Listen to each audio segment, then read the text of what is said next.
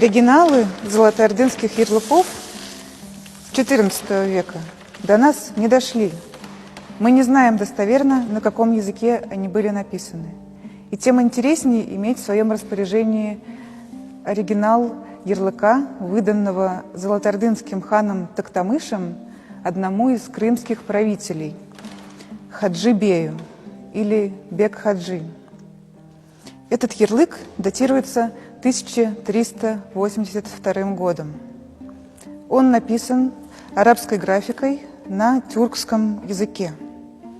Традиция использования красных квадратных печатей была заимствована монголами, а затем их золотоордынскими последователями у китайцев.